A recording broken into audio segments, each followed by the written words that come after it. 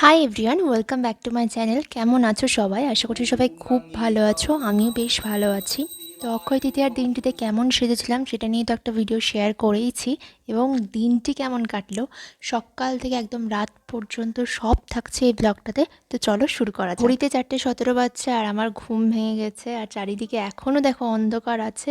সচরাচর আমি এত তাড়াতাড়ি উঠি না, যদিও খুব একটা দেরিতে উঠি না, বাট এতটাও তাড়াতাড়ি উঠি না। কিন্তু দিদা ছিল, দিদা আমার সাথেই শুয়েছিল, আর দিদা অনেক ভোরে ওঠে, তাই আমি দিদার সাথে উঠেই গিয়েছিলাম। ফ্রেশ হয়ে টুকিটাকি একটু ব্যায়াম করে আমি নিচে চলে গেছিলাম কিচেনে। এখানে কিছু কাজ করতে করতে তোমাদের সাথে কয়েকটা কথা শেয়ার করি। আমি লাস্ট দুটো ভিডিওতে গেট রেডি উইথ মি এর ভিডিও বানিয়েছিলাম। ওখানে অনেকেই তোমরা অনেক রকম কোয়ারিজ নিয়ে আমাকে পার্সোনালি মেসেজ করেছো যে আইস রোলারটা কোথায় কিনেছি, আইস রোলারে কীভাবে বরফটা দিয়েছি, লিঙ্কটা দিতে পারবো কিনা, তারপরে মামা আর্থের সানস্ক্রিনটা কেমন, আমি যে জামাটা পরেছিলাম সেটা সত্যি স্কার্ট কিনা না প্লাজো। যাই হোক, এই প্রসঙ্গ নিয়ে আমি আবারও কথা বলছি। এবার আমি ওপরে যাচ্ছি, আর দেখো এখনও কিন্তু সেভাবে সকাল হয়ে ওঠেনি। আমার এই ডার্টি বিছানাটা কীরকম তুড়ি মেরে পরিষ্কার করে দিলাম বলো তো। চলো এবার একটু পড়ে নেওয়া যাক, যেহেতু সামনে পরীক্ষা। আমি স্নানে চলে গেছিলাম। আমি যেহেতু ডেলি ব্লগ বানাই না, তাই কীভাবে কী ক্লিপস নেব, কি বলবো আমি বুঝতে পারছি না।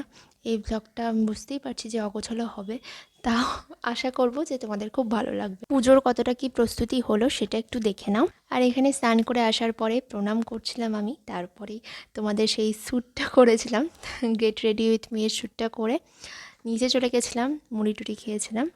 তারপরে ওপর চলে এসে একটা ভিডিও বানাচ্ছিলাম যে কতটা কি পুজোর যোগাযন্ত্র হলো সেটা নিয়ে। এখন কিচেনে থাকতে থাকতে যে আলোচনা করছিলাম সেই আলোচনাটা আবার স্টার্ট করি। চলো, যে কোশ্চেনগুলো বললাম তার সাথে সাথে শুধু মেসেজে নয়, যারা আমাকে চেনো তারা শুধু নয়, যারা চেনো না তারা মেলে, আমার মেল তো দেওয়া আছে ফেসবুক পেজে আর ইনস্টাগ্রাম প্রোফাইলেও দেওয়া আছে, সেখান থেকে তোমরা এই ভিডিওটা ভালো লেগেছে আইস রোলার, তারপরে যেই প্রোডাক্টগুলো আমি ইউজ করলাম সেগুলো নিয়েও কোশ্চেন করেছো কেমন কেমন। তারপরে আমার জামা নিয়েও কোশ্চেন করেছো যে জামাটা অ্যাকচুয়ালি স্কার্ট কিনা, এটা সেট এখনও পাওয়া যায় কিনা, আগে পাওয়া যেত, কোথায় কিনেছো, অনেক রকম কোয়ারিজ নিয়ে কোশ্চেন করেছো। তারা দেখছো কিনা আমি জানি না ভিডিওটা। তো সবার উদ্দেশ্যে আমার একটা কথা বলার, যে তোমাদেরকে তো আমি পার্সোনালি ভিডিওটা শেয়ার করিনি, আমার ফেসবুক পেজে আমি শেয়ার করেছি আর ইউটিউব চ্যানেলেও শেয়ার করেছি, আর সেখানে কমেন্ট বক্স ওপেন আছে।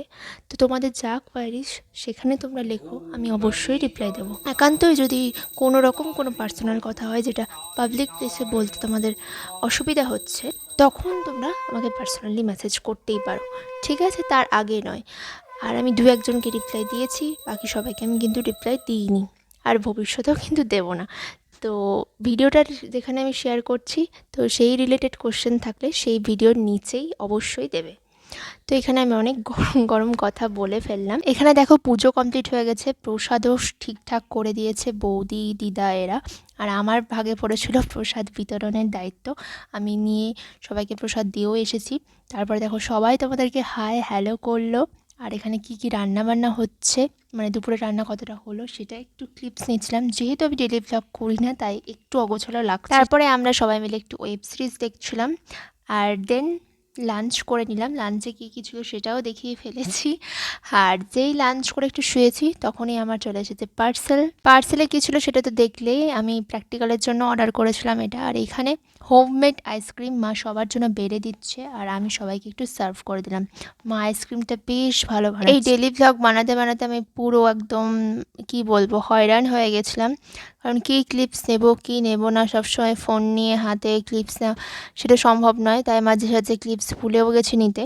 আর এখানে আইসক্রিমটা আমি এনজয় করি। আর তোমরা যারা আমার আগের ভিডিওগুলো দেখোনি, এই যে আমি গেট রেডি উইথ মি এর একটা শ্যুট করেছিলাম অক্ষয় তৃতীয়ার দিনে, সেটা আমি ডেসক্রিপশনে দিয়ে দিচ্ছি, যাও গিয়ে দেখে এসো। আর চ্যানেলে নতুন থাকলে অবশ্যই আমার চ্যানেলটাকে সাবস্ক্রাইব করে দিও। না না ভেবো না এখানেই শেষ, বলেছিলাম না একদম রাত্রি পর্যন্ত চলবে। তাই একটু আইসক্রিম খাওয়া হয়ে যাওয়ার পর আমি ছাদে চলে গেছিলাম। ছাদে মামাকে দেখাচ্ছিলাম যে মামার কতগুলো পাকা চুল হয়েছে, আর এখানে আমি জাস্ট একটু হাঁটাচলা করলাম। দেন নিচে এসে সবার সাথে একটু গল্পগুজব করার পরে হরিনামের দল চলে এসেছিলো। সন্ধ্যাবেলাতে আমাদের বাড়িতে হরিনামের জল খাওয়ানোর কথা ছিল সেই দিন, আর ওই জন্যই হরিনাম হচ্ছে এইদিকে বাইরে, আর ভেতরে সবাই মিলে খাবার দাবারের প্রস্তুতি করছে। আমাদের সামান্য কিছু আয়োজন গ্রহণ করার পর ওনারা আবার হরিনাম করতে করতে চলে গেলেন। আবার পরের বছর বৈশাখ মাসে হবে। যেহেতু ওনাদের অনেক দেরিতে আসার কথা ছিল, মানে 8:30টার সময়, তাই মায়ের রাতের রান্না সমস্ত কমপ্লিট হয়ে গেছিলো তার আগেই। আর ওনারা যখন যায় তখন প্রায় 9:30 বাজছিল। ওনারা যাওয়ার পর আমরা সবাই মিলে প্রসাদ খেলাম। আর অলরেডি অনেকটা রাত হয়ে গেছিলো বলে মামা মামিমারাও সবাই খাওয়া দাওয়া করে বাড়ি চলে গেল। তো ওদেরকে বাই করে আমরা বসে গেলাম রাতের খাবার খেতে। সবাই খুব ভালো থেকো, সুস্থ থেকো। আবার যদি কোনো ব্লগ টক বানাই তাহলে দেখা হবে অবশ্যই। সবাইকে টাটা, বাই।